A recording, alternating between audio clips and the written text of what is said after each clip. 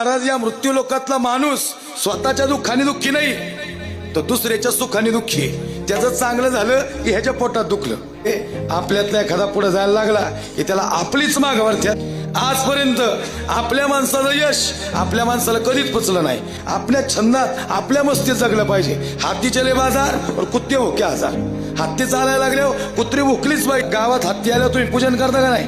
का? गणेशाचं रूप आहे, गणेशाचं रूप आहे म्हणून तुम्ही पूजन करता. पण सगळीच पुसतात का हत्तीला? काही कुत्री भुकतात. कुत्र्याची ना हत्तीची काय भांडणे आहेत का हो? का बांधाला बांधे? मग कुत्री काय भुकतात? कुत्र्याला अडचण हत्तीची नाही, हत्तीला बघूनची पाय पडते त्यांची. त्यामुळे तुम्ही काही लोड घ्यायचा नाही, तर हत्तीगत जगायचं, हत्तीगत चालायचं. आपणे मस्ती में. कुत्री भुकल्यावर हत्तीने जर कुत्र्याकडे बघितलं तर कुत्र्याची किंमत वाढते.